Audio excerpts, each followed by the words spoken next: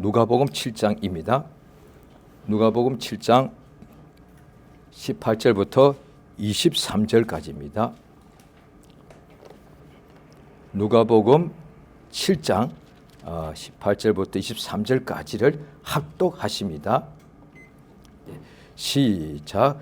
요한의 제자들이 그 모든 일을 그에게 알리니 요한이 그 제자 중 둘을 불러 주께 보내어 이르되 오실 그이가 당신이 오니까 우리가 다른 일을 기다려오니까 하라 하매 그들이 예수께 나와 이르되 침례 요한이 우리를 보내어 당신께 여쭤보라 하기를 오실 그이가 당신이 오니까 우리가 다른 일을 기다려오니까 하되이다 하니 마침 그때 예수께서 질병과 고통과 및 악기 들린 자를 많이 고치시며 또 많은 맹인을 보게 하신지라. 예수께서 대답하시되 너희가 가서 보고 들은 것을 맹인이 보고 못 걷는 사람이 걸으며 나병한 자가 깨끗함을 받으며 귀 먹은 사람이 들으며 죽은 자가 살아나며 가난한 자에게 복음이 전파된다 하라. 누구든지 나로 말미암아 실족하지 아니하는 자는 복이 있도다 하시니라. 아멘. 하나님은 유일하십니다. 그가 세상 신들이 실제로 많이 있겠죠. 그런데 하나님은 유일하시다 하는 것은 딱 한 분이란 뜻인데 영원부터 스스로 계신 분은 하나님밖에 없다 그 뜻입니다.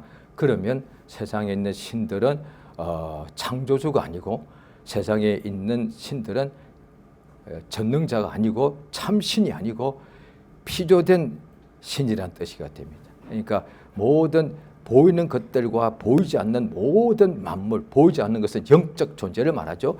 보이는 것들은 육체적이고 만물, 우주, 별 모든 걸 포함하는 거죠. 이 모든 것을 만드신 하나님은 유일하십니다.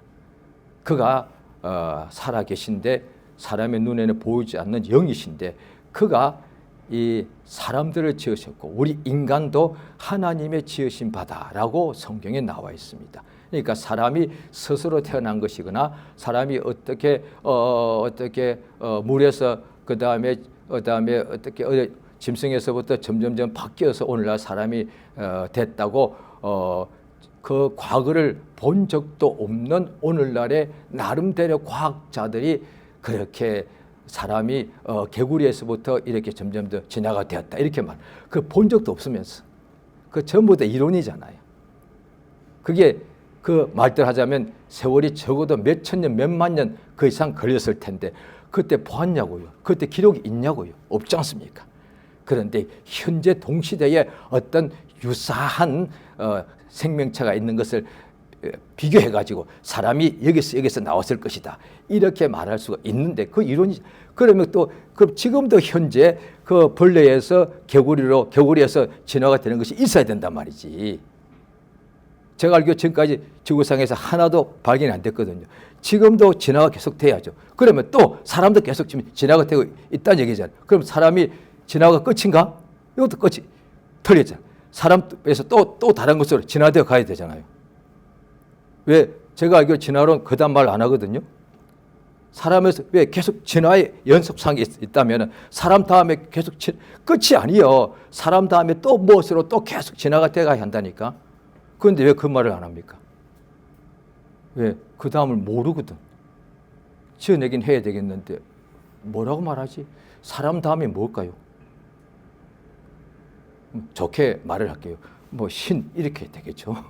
사람이 앞으로 신으로 지나가는.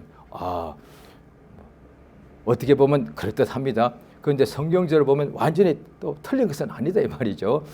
예, 우리가 성경에 보면은 오늘 본문에 보면 침례 요한이라는 사람이 침례 원학이 헬라 원어도 보면은 그가 침례라고 되어 있습니다. 왜냐하면 그 단어가 물에 잠기다는 뜻이거든요.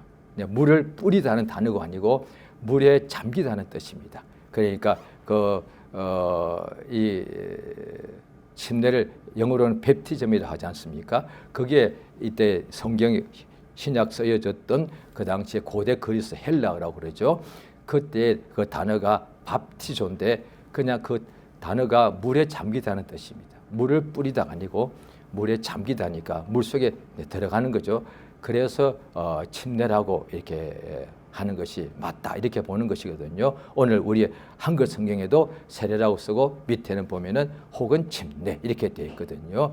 자, 그럴 때 이 침례 요한이 이제 이 사람이 이제 일을 다 인생을 마치고 죽을 때가 임박했을 때 제자들 중에 둘을 예수님께 보내어서 오실 이가 당신입니까? 라고 여쭤봅니다. 오늘 본문을 보시겠습니다. 누가복음 7장이죠. 7장의 17절에 보면 예수에 대한 소문이 온 유대와 사방에 퍼지니까 요한의 제자들이 이 모든 일을 침례 요한에게 이렇게 보고를 했죠. 그러니까 자 요한이 7장 19절 같이 있습니다. 시작. 요한이 그 제자 중 둘을 불러 주께 보내어 이르되 오실 그이가 당신이 오니까 우리가 다른 일을 기다리오리까 하라. 예, 이게 무슨 뜻입니까? 이미 다 알고 있지만요. 오실 그분이 당신입니까? 아니면 당신이 그분이 오신다고 약속된 그분이 아니면 우리가 또 앞으로 다른 분을 기다려야 되겠습니까? 라고 여쭤보려 하니까 20절에 보면 제자들이 예수께 가서 그대로 여쭙습니다. 침례 요한이 우리를 보내어 당신께 여쭤보라고 하기를 오실 그 이가 당신입니까? 우리가 다른 일을 기다려야 되겠습니까? 할 때에 자 오실 그 이가 누군지 이미 알고 있죠? 메시아. 그런데 헬라 말하면 그러니까 그리스도, 영어로 오늘날 그리스도죠. 그러니까 구주죠, 구원자. 그러니까 이때 이 나사렛 예수인데 나사렛 예수 당신이 성경에 기록되어 있는 하나님이 예언하신 그 그리스도가 맞습니까? 라고. 왜냐하니 침례 요한은 자기가 할 일은 오직 하나님 예수를 그리스도를 자기가 드러내는 일이 자기 할 일이니까 성경 그래 되어 있습니까? 자, 한번 보시면 압니다. 성경을 또 찾으시겠는데요. 자, 요한복음 1장을 보시게 되면은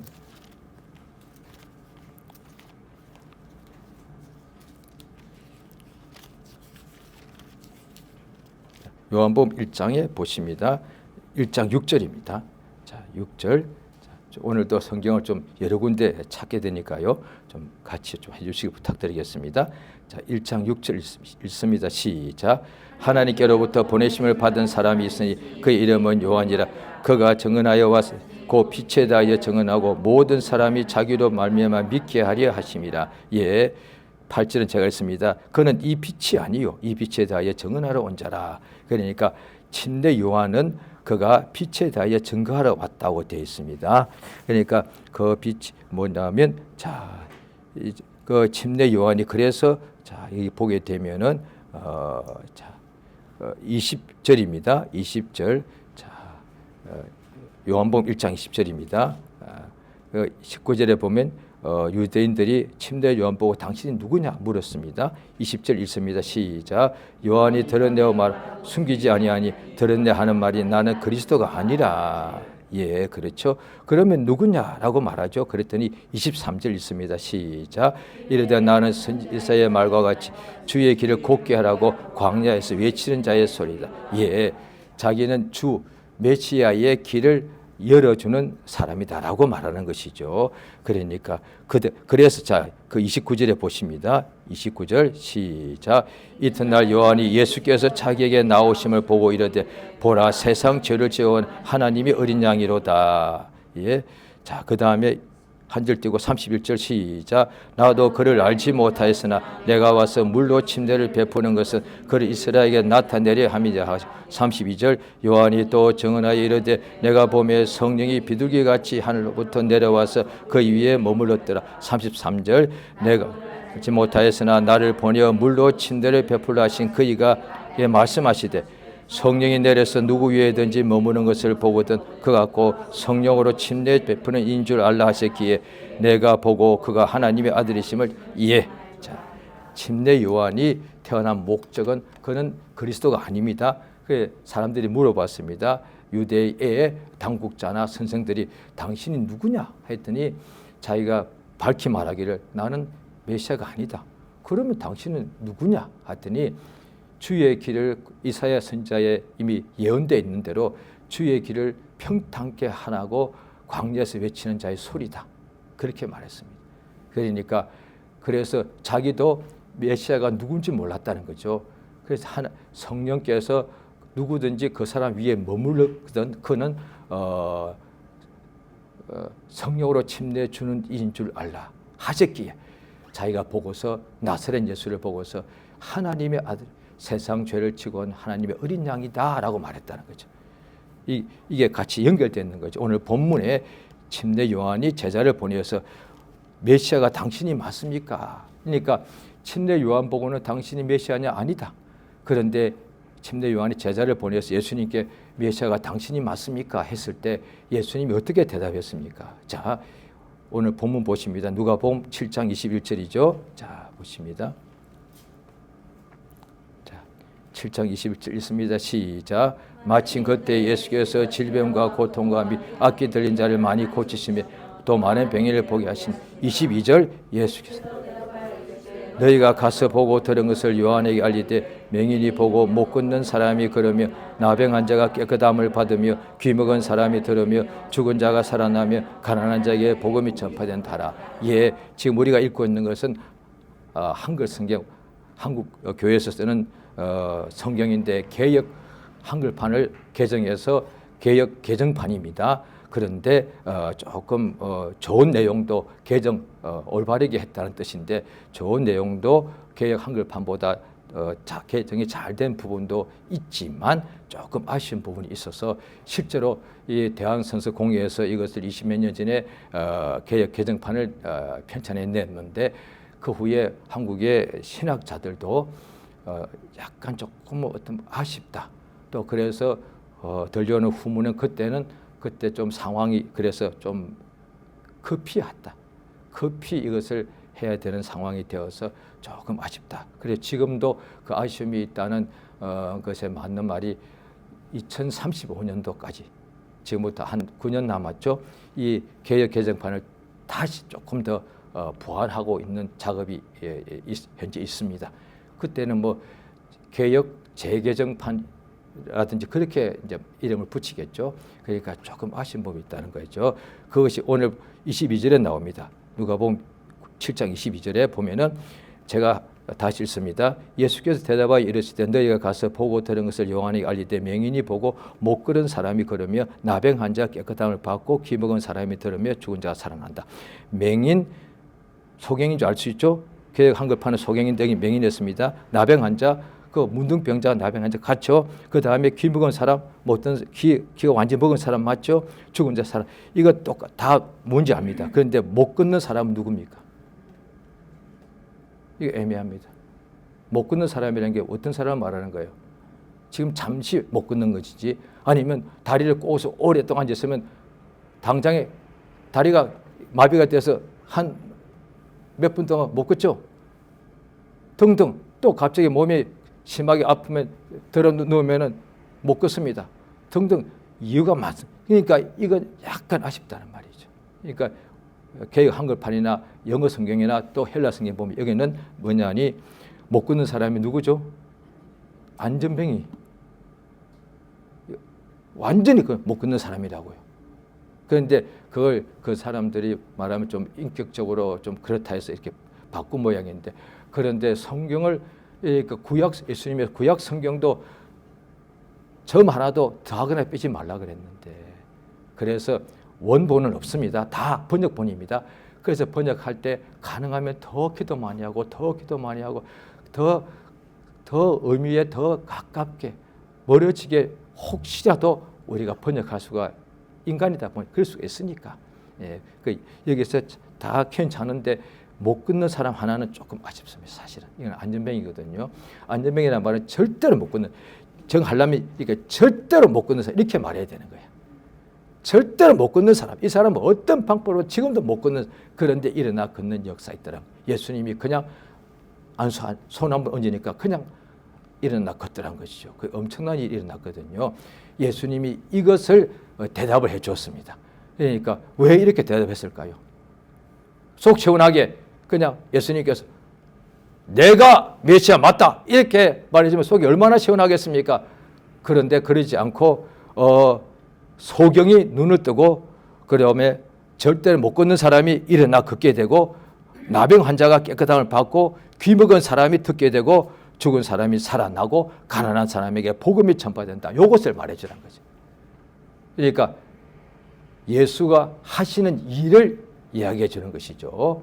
자, 이게 오늘 항상 또 하나님 말씀 우리가 들을 때 잘 들으시는 것은 너무 감사합니다만 오늘은 조금만 더 집중해 주시길 부탁드리겠습니다. 예수께서 왜 이렇게 대답하셨냐고요. 왜 이렇게? 당연히 예수님이 이 일을 안 해도 하나님 아들이 맞단 말이죠. 그런데 이 일에 대하여 예수님이 메시아가 맞느냐 할 때 예수는 다 그분이 예수인 줄 아는데 그 예수가 메시아가 맞느냐를 물어보는 거거든요. 당신이 나사렛 예수는 알고 있는데 그 나사렛 예수가 성경에 예언되어 있는 그리스도가 맞느냐 이거지. 그런데 성경에 예언되어 있기를 그리스도가 오면은 이렇게 흉악의 결박이 끌어지고 이렇게 된다. 그러니까 그리스도가 어떻게 알 수 있느냐? 하는 일이 그렇다. 왜? 그리스도라는 것은 이름이 아니고 직분이잖아요. 예수는 이름이고 그리스도는 직분. 오늘날 어떤 무슨 집사님 할 때 김 아무개는 그분의 이름이고 집사는 그분의 직분이거든요. 예수는 이름이고 그리스도는 직분인데 그가 말 그대로 일꾼이라는 뜻이잖아요. 그러니까 그리스도가 하는 일이 뭐냐? 나병 환자 고쳐주는 거예요. 죽은 사람 살리는 거예요. 그게 그리스도니까. 왜냐하니 그리스도가 워낙에 구원자니까. 우리 인간들이 병에 걸렸는데 그걸 거기서 구원해 주는 거. 우리 인간이 소경의 병에 걸렸는데 거기서 구원해 주는 거. 그게 구원자니까. 그 일을 말씀하시는 거죠. 자, 성경 또 보시게 되면 자, 요한복음을 보십니다. 요한복음 자 10장을 보시겠습니다. 자, 먼저 요한복음 5장을 먼저 보겠습니다. 5장을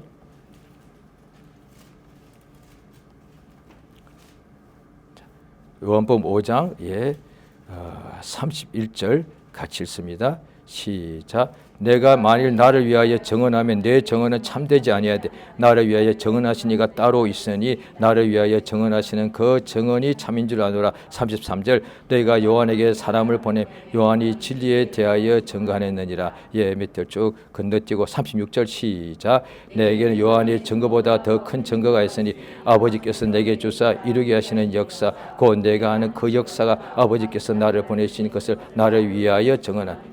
여기도 이제 증언이 계속 되어 있고 그 다음에 36절에는 증거라고 되어 있고 한글판에는 개역판에는 증거라고 계속 되어 있습니다. 그런데 이 개역 개정판에는 증거와 증언을 같이 이렇게 섞어 놓았습니다.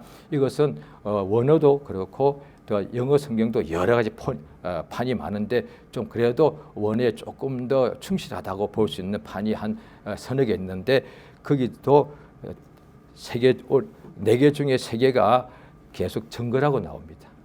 그러니까 저는 지금 앞으로 이제 계속 말씀을 이렇게 성경을 이렇게 전해 드릴 때에 그러니까 한글 개역판과 한글 개역 개정판을 같이 제가 볼 때 조금 더 의미가 조금 더 이런 쪽으로 제가 같이 쓰기로 하겠습니다. 마치 세례 요한 돼 있지만 침례 요한으로 이렇게 말하듯이 이 부분은 정언도 맞는데 증거라고 하면 조금 더 이렇게 그렇게 되면 그렇게 쓰기로 하겠습니다. 양해를 부탁드립니다.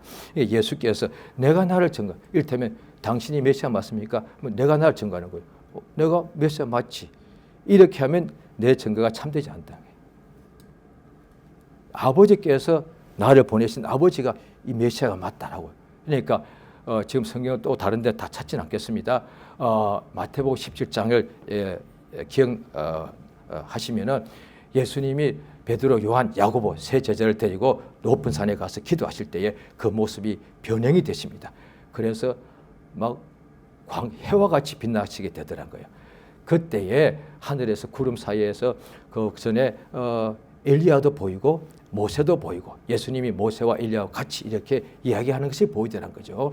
그럴 때 구름이 오더니 구름 사이에 다 감추지더니 하늘에 소리가 나기를 예수님 밖에 이제 보이지 않았는데 이는 내 사랑하는 아들이고 내 기뻐하는 자라. 하나님 아버지께서 예수를 증거하시더란 거죠. 그러니까 하나님 아버지가 예수님이 메시아라고 증거해 주시고 침례 요한도 예수님이 메시아라고 지금 증거하고 있는 거예요.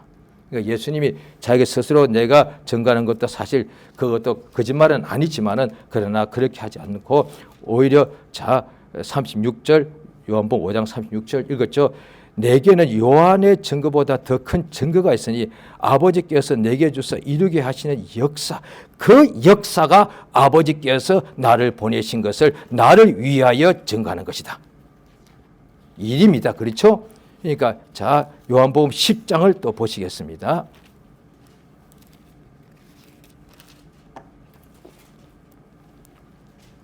자, 요한복음 10장 37절입니다. 자, 37, 38절 시작. 만일 내가 내 아버지의 일을 행하지 아니하거든 나를 믿지 말려니와 내가 행하거든 나를 믿지 아니할지라도 그의 일은 믿으라. 그러면 너희가 아버지께서 내 안에 계시고 내가 아버지 안에 있음을 깨달아. 예, 이겁니다. 그러니까 예수님이 내가 메시아가 맞다 이렇게 할 수도 그래도 그건 참이 맞습니다. 거짓말이 아니니까. 그런데 예수님께서 아버지가 예수를 증거하시고 나의 사랑하는 아들이다 뿐 아니라 그건 음성이 들렸죠. 뿐 아니라 또 음성으로도 침례 요한이 이분이 메시아가 맞다 그랬단 말이에요. 그런데 예수께서 말씀하시는 것이 내게는 요한의 증거보다 더 큰 증거가 있다. 무엇입니까?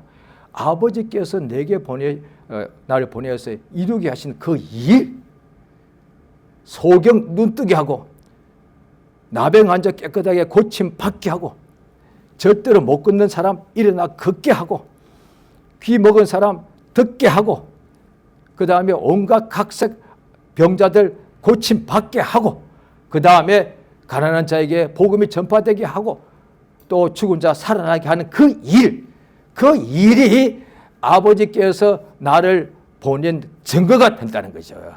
맞죠? 우리가 실제로 우리가 어떤 것을 말을 할 때 말만 하면 그냥 이론에 불과하고 말에 불과하는데 그 말이 이루어져야만 그게 맞지 않겠습니까?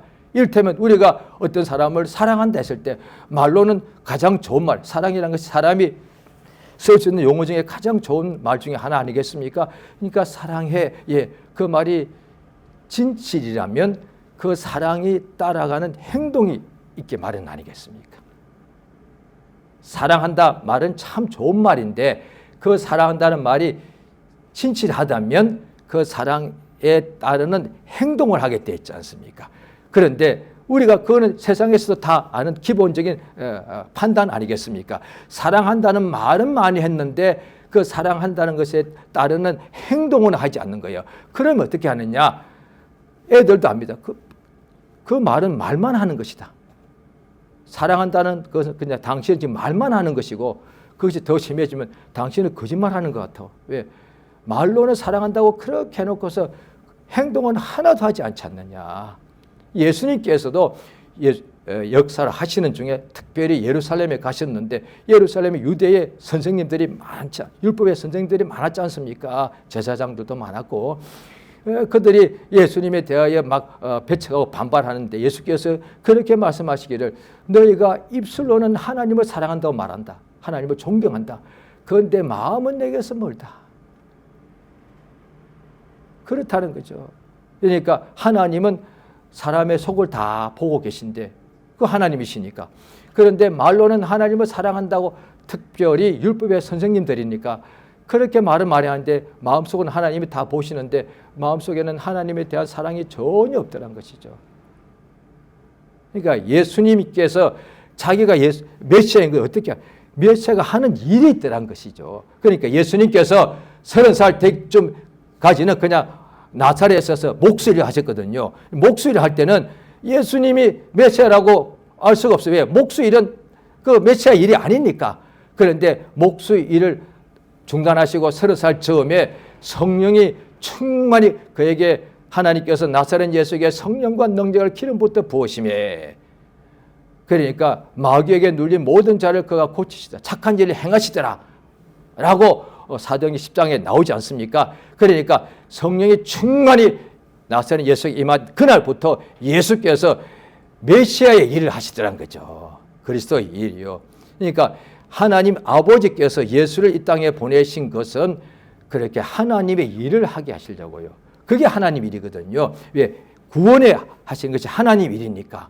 그러니까 하나님 일이 뭐냐니 사람을 죄에서 구원하는 것이 하나님 일이고, 잘 들으시기 바랍니다. 사람을 병에서 고쳐주는 것이 하나님 일이고, 하나님 일은 사람이 또 죄인이잖아요. 그런데 죄인인데 그 죄와 사망에서 구원하시는 것이 하나님 일이고요. 또 사람이 다리를 못 쓰고 앞을 못 보고 귀로 못 듣고 그 다음에 온몸에 막 심한 병이 들렸을 때 그 모든 장애와 질병과 고통 등에서 마음의 병도 많죠. 염려와 눌림과 두려움, 온갖 병에서 우리를, 사람을 모든 종류의 질병과 고통에서 구원해 주시는 것이 그게 하나님 일이라고 되어 있단 말이에요. 아, 멋있잖아요. 그러니 하나님 우리가 믿어야 된다는 거죠. 하나님 일이 뭐냐니 사람은 세상에서 병들고 가난하고 목마르고 고생하든 말든 상관없이 하나님 일은 그냥 세상과 사람과는 조금도 섞이지 아니하고 그냥 하나님이 그냥 유유자적하게 그냥 항상 하나님 혼자서 그냥 뭔가 막 빛 가운데 기쁘게 산다. 그게 아니다 이 말이에요. 제가 다는 모르지만 그냥 기본 상식은 있는데 동양의 어떤 신에 대한 이야기들이 많죠. 주로 이제 중국 이런 쪽이 왜 거기서 제일 오래된 문명이 있다가 보니까 그때 중국 같은 데 보면은 거기서 오래된 거기서 학자들과 또 어떤 신에 대한 그런 설들이 많지 않습니까? 그런 데서 또 한국도 그런 영향을 받아가지고 하늘에 신들이 있더란 거죠. 뭐 옥황상제가 되기도 하고 천당도 있고 막 그렇죠. 그런데 그 신들은 인간 사이에 관여를 안 한다는 거예요. 그래서 한국말에도 그 제가 알기로 신고화 인간 사이 중간 단계인데 신선인데, 그래서 신선은 저 깊은 산속에, 한국이 만약에 저 아라비아 같이 사막 국가였다면 말이 바뀌었겠지만 한국은 산이 많잖아요. 산속에서 신선들이 따로 논다는 거예요. 신선노름이라고 한다는 거예요. 이 세속에는 오지도 않고 관여하지도 않고 신선들은 저 깊고 아름다운 그냥 무릉도원에서 자기들끼리만 산다는 거지. 그런 이야기들이 많이 들었거든요. 그런데 우리 하나님은 그 아들 예수를 사람으로 보냈다는 거예요. 이게 무슨 말이 이리요? 천사로 나타나면 금방 알아보죠. 오늘 본문 내용이 무슨 뜻이 그 속에 있는가 하면은 구약 때도 보면 하나님이 보내신 천사가 있는데, 천사는 성경에 보면 하늘나라 천국이 있는데 거기 있는 하나님이 지으신 영적 존재 천사죠.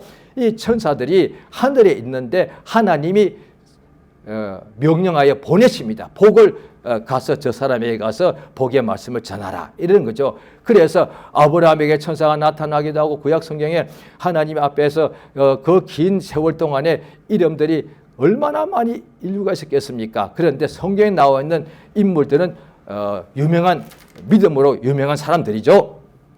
그 이름들을 보면 거의다가 어느 날 어떤 사람은 나이가 소년시대에 다윗입니다. 어떤 사람은 나이가 80세가 넘은 노인이었을 때 모세 이야기입니다. 어떤 사람 나이가 75세고 부자였을 때에 그건 아브라함 이야기입니다. 모세는 80 노인인데도 그냥 광야에서 양치니까 가난하고 너무 형편없는 인생을 살았고, 그 다음에 아브라함은 75세 노인이지만 엄청나게 부자였습니다. 그런데 75세 때 하나님의 천사가 나타나는 거예요. 80세 모세에게 천사가 나타나서, 광야는 자기 전문가인데 40년 동안 살았으니까. 그런데 저기에 가시떨기 나무에 불이 붙었는데 탄다는 것은 막 연기가 나야 되는데 불은 팍 반짝거리는데 왜 타지가 않지? 신기하네. 40년 동안 온갖 것을 봤지만, 광야에서 가시떨기에서 불 붙는 것도 많이 봤지만 불은 붙었는데 타지 않다는 거예요. 참 기이하다라고 가까이 갔더니 음성이 들리기를 내가 선 곳은 거룩한 곳이다. 내 발에서 신을 벗으라더라. 그러니까 구약에 보면은 하나님 앞에서 천사가를 보내어서 하나님의 그 음성을 들은 환상을 보았거나 꿈을 꿨거나 이런 경우가 많죠. 신약에도 맨 처음에 나옵니다. 요셉이 잠을 자고 있는데 꿈에 천사가 나타나서 헤롯이 너의 아들을 잡아 죽이려고 하니 빨리 피하라. 또 꿈에 천사가 요셉의 꿈에 나타나서 내 아내 정혼한 여자 마리아에게 잉태가 된 것은 하나님께서 하신 것이다. 그러니까 하나님께서 천사를 직접 사람의 눈에 보게 나타나기도 할 수도 있고 꿈에도 나타나거나 또 아니면 환상 중에 보기도 한단 말이죠. 그런데 또 신약 예수님이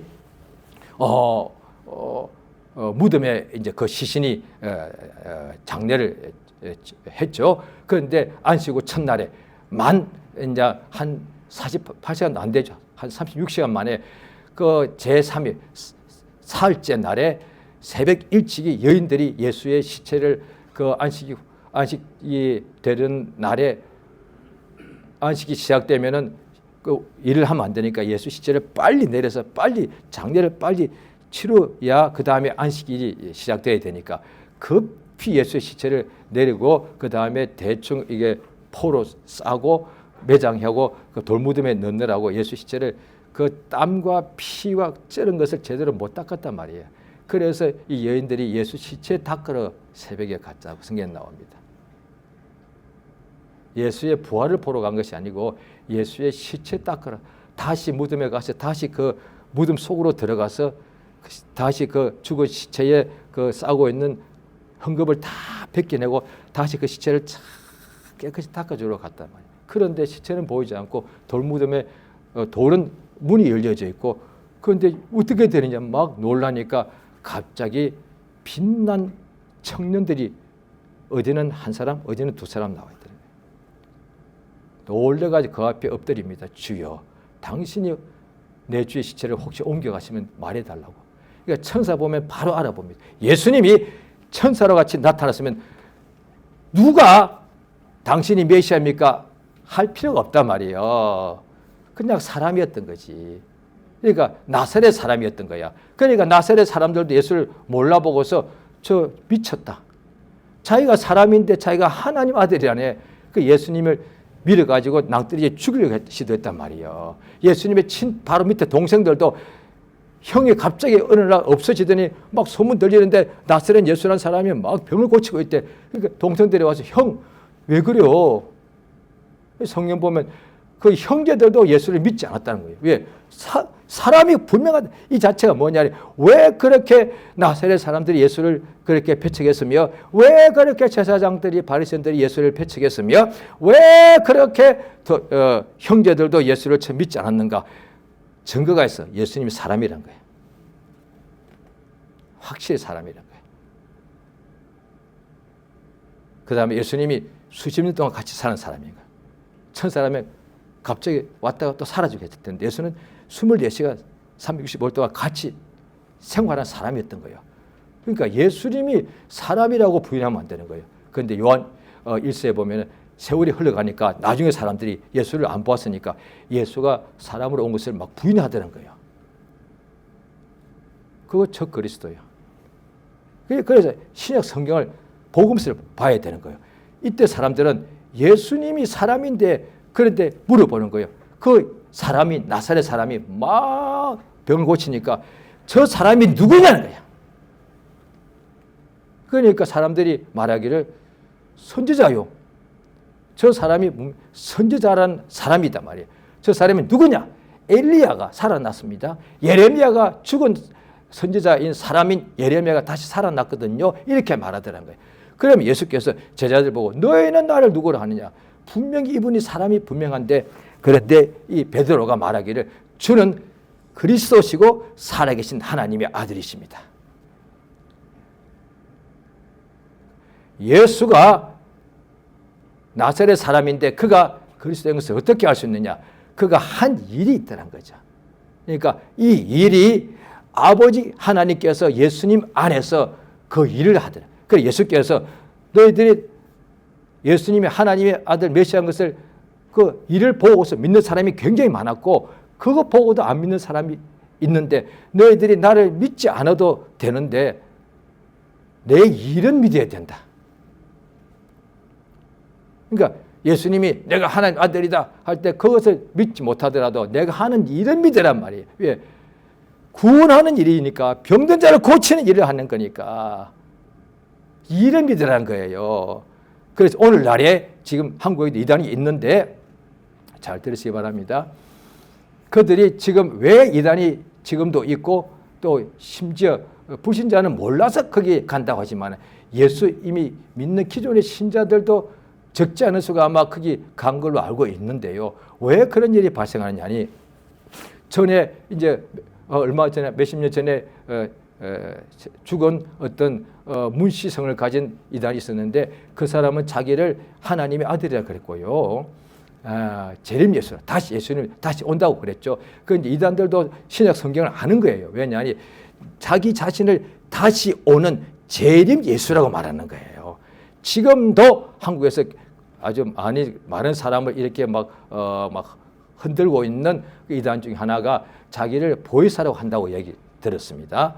그게 뭐냐? 자기가 하나님 아들이라는 얘기거든요. 메시아라는 얘기죠.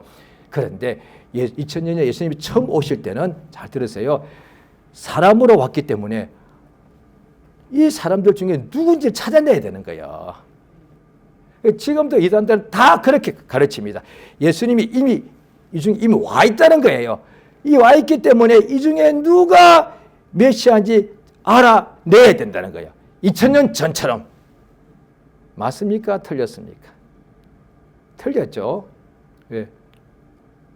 맞고 틀린 것을 어떻게 아느냐? 성경을 보면 되니까. 지금 오늘은 지금 그 시간이 없고 또 다음에 기회가 되면 하겠습니다. 예수께서 다시 오신다 약속하셨는데 재림 예수 분명히 있습니다. 그런데 뭐라고 말씀하냐? 다시 오실 때는 여기 있다 저기 있다 하지 않는다는 거예요. 2000년 전에는 나사렛 사람이고 살았기 때문에 알아보지 못했는데 어떻게 알아보느냐? 그가 하는 일을 통해서 알아보신다. 이분이 메시아가 맞다는 거죠. 그런데 다시 오실 때는 구름 타고 공중에서 오신다는 거예요. 그러니까 따라서 지금 사람 중에 있다는 거 다 거짓말이라는 거예요. 전부 다 속고 있는 거예요. 혹시라도 어떤 사람이 정말 저 사람이 재림 예수면 어떡하지? 이런 생각이 들 수도 있을 거예요. 그런데 성경대로 맞습니다. 다 거짓말입니다. 다 가짜입니다. 안심하십시오. 혹시 저 사람이 재림 예수면 내가 저 사람 이단 됐다가 나중에 큰일 나는 거 아니에요. 안심하십시오. 이단 확신합니다. 예수 아닙니다. 예수님 다시 오실 때는 공중에 오신다고 분명히 나와 있습니다. 그래서 번개가 번쩍해서 동에서 서해까지 가듯이 모든 사람이 다 안다는 거죠. 그것이 신약 성경에 굉장히 많이 나와 있습니다.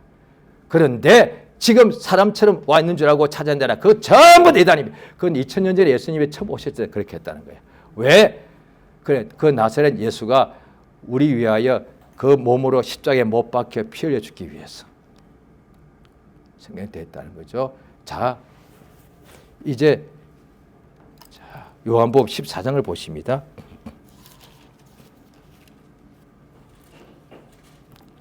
요한복음 14장입니다.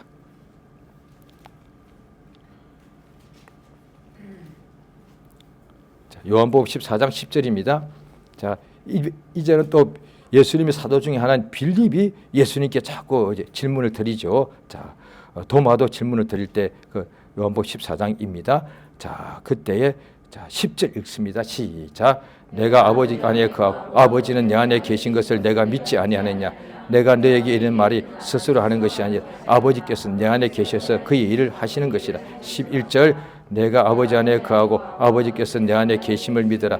그렇지 못하겠든 행하는 그 일로 나를 믿어라. 12절. 내가 진실로 진실로 너에게 이르노니 나를 믿는 자는 내가 하는 일을 그도 할 것이요 또한 그보다 큰 일로 하리라. 13절. 내 이름으로 무엇을 구하든지 내가 시행하리니 이는 아버지로 하여금 아들을 인하 영광을 받으시게 하려 함이라. 14절까지 내 이름으로 무엇이든지 내가 자 보십시오. 방금 읽었던 한 5구절이 무슨 뜻인지 알고 계십니다만 제가 다시 한번 저는 또 설명해드리는 그 일을 하는 것이니까요. 자 10절에 보면은 내가 일을 하고 있는데 스스로 하는 것이 아니고 내가 하는 말도 아버지께서 내 안에 계셔서 그 아버지가 예수 안에 계시고 예수가 아버지 안에 있는 것이죠. 11절도 내가 아버지 안에 거하고 아버지 내 안에 계심을 믿어라. 그렇지 못하더라도 왜 하나님 아버지 예수 안에 있는 거 안 보이니까 뭐 믿지 못할 수 있더라. 그래도 행하는 그 일을 말미암아 나를 믿어라. 이어서 자 12절입니다. 믿는 사람은 내가 하는 일을 거두할 것이다. 이제 예수님 하늘에 가 계십니다.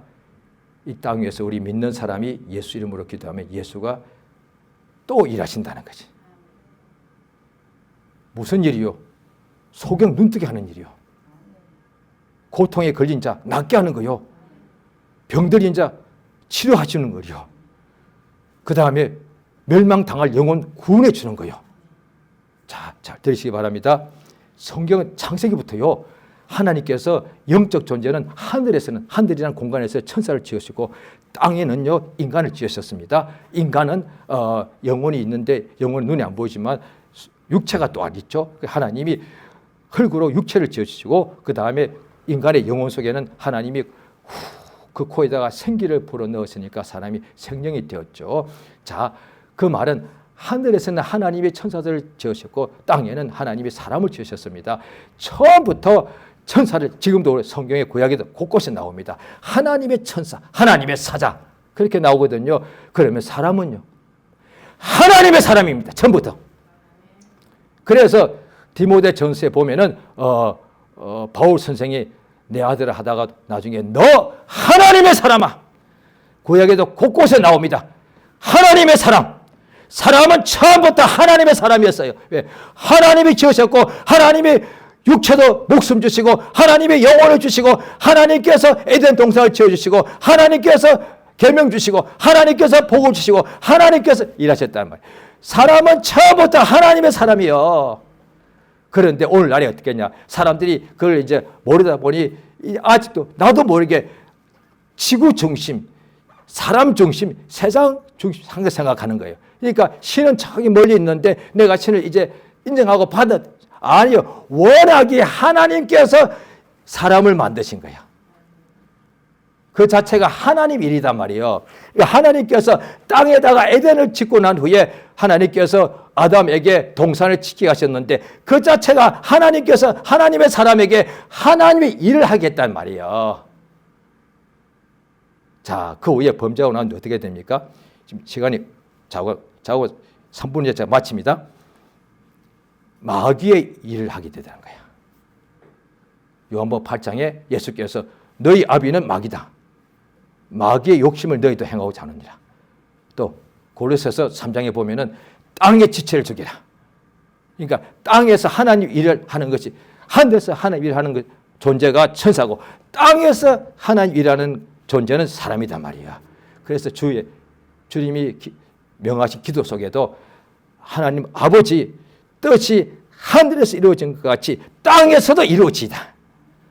이 땅은 하나님께서 사람에게 복을 주시고 번성케 하시고 그 사람에게 하나님께서 또 하나님의 말씀을 주셔서 영혼의 생명 주시는 역사가 있는데 그만 마귀에게 속아서 하나님의 생명에서 차단되고 인해서 사람이 그 하나님의 사람이었다가 이제 마귀에게 속해져 버린 거예요. 그래서 예수께서도 마귀를 세상 임금이라 그랬습니다. 그 다음에 마귀도 또 말하기를 세상 영광에 대해서도 자기 것이다 말했단 말이에요. 그러면 뭐냐니 사람이 영적 존재를 모르니까 자기가 인생의 주인 같고 또 임금은 자기가 이 나라의 주인 같지만 아니에요. 하나님의 사람이거나 마귀에게 속해 있거나 성경은 특히 신약은 그걸 말해주는 거예요. 그래서 심판 때에 지옥에 가게 되면 마귀와 그것에 속한 자들을 위하여 예비된 영영한 불에 들어가야 되는 거예요. 우리는 다 하나님의 사람 맞잖아. 이제 예수 믿고 거듭났지 않습니까? 하나님의 사람 정도가 아니요. 하나님의 자녀. 따라서 예수님 말씀에 썩을 양식을 위하여 일하지 말고 그건 육에 속한 일, 땅에 속한 일, 더 심하게 표현하면 마귀의 일이 된다고 얘기해요. 요한일서 3장에 예수님이 나타나신 것은 마귀 일을 멸하기 위해서다. 또 요한복음 10장에 도적이 오는데 이건 마귀를 말하죠. 그 일이 뭐냐? 사람을 죽이고 멸망시키는 거야. 세상에 지금도 그 일이 계속 엄청나게 일어나고 있죠. 갈수록 더 많이 일어나죠. 더 많은 사람들이 죄가 더 막 넘치고 그러다 보니 서로 그러니까 죽이고 멸망시키는 일이 지금 세상에 엄청나게 되었습니다. 그런데 예수께서 말씀하시기를 내가 온 것은 양으로 생명을 얻게 하고 생명을 더 풍성히 얻게 하는 것이다. 마귀의 일은 사람을 병들게 하고 죽이고 그 다음에 멸망당하게 하는 것이고 하나님의 일은 이 병든 사람을 살려주고 멸망당할 사람을 구원해 주는 것. 이게 하나님의 일이다. 예수 믿는 사람은 마귀에게 속한 일을 더 이상 하지 않고 그래서 마귀에 속했을 때 어떻게 하냐. 우리가 서로 막 땅에 속한 지체가 뭐냐. 서로 방탕하고 탐심 품고 미워하고 살인하고 증오하고 빼앗고 이러지 않았어요. 그 이제 예수 믿고 하나님께 속해지면 하나님 일을 하게 되는 거예요. 예수 믿는 사람은 예수의 일도 하고 이보다 더 큰 일도 하게 됩니다. 그래서 오늘도 우리가 예수 필요해서 교회에서 하나님 일꾼을 세우시는데 우리가 그래도 매일같이 자기의 또 생업도 열심히 하다가 그때도 그 일도 어떻게 보면 육체로 일하는 것인데 그때에 먹든지 마시든지 예수 이름으로 하게 되면 내가 직장 가서 일하는 것도 믿음으로 예수를 생각하게 되면 그것이 하나님께서 우리를 도와주는 역사가 된단 말이에요. 그렇지 않고 그저 내 욕심을 채우기 위해서 하면 그거는 마귀의 땅에 속한 일이 되지만 세상에 속한 일이 되지만 예수 이름을 왜 예수님께서도 목소리를 하셨으니까. 그러니까 우리가 직장생활 할 때도 예수 이름을 계속 의지하고 이렇게 하면 그 일도 하나님께서 복을 주시고 하나님께 속한 일이 된단 말이죠. 그렇게 된단 말이에요. 그러니까 우리는 이제 하나님 일을 하는 사람. 왜? 하나님 사람이 됐기 때문에. 인간은 인간 자체의 일인 같지만 사실 사람의 일이라는 것은 그게 사실 마귀의 일이 되는 거예요. 우리는 하나님 일을 하는 사람들이에요. 워낙 처음부터 창조될 때부터 창조하신 그분의 목적이 뭐냐? 땅에서 하나님의 일을 하는 것이 사람이라는 거예요. 이 시간 기도하십니다. 우리 하나님께서 이제 워낙이 우리가 하나님 이제 알게 되고 난 후에 이제 더 이상 썩어질 일을 하지 않고 하나님 일을 하게 된 것이 얼마나 영광 감사한지요. 우리 하나님께서 우리에게 더욱 성령 충만케 하사 하나님 일을 온전히 땅에서 하게 될 때에 주님이 공중에 오실 때 다 그 일한 것에 대해 상으로 갚아주려 하셨으니 이 시간 다 같이 이 시간 우리가 예수 이름 한번 부르고 기도하시겠습니다. 예수여 참으로 감사드리옵나이다.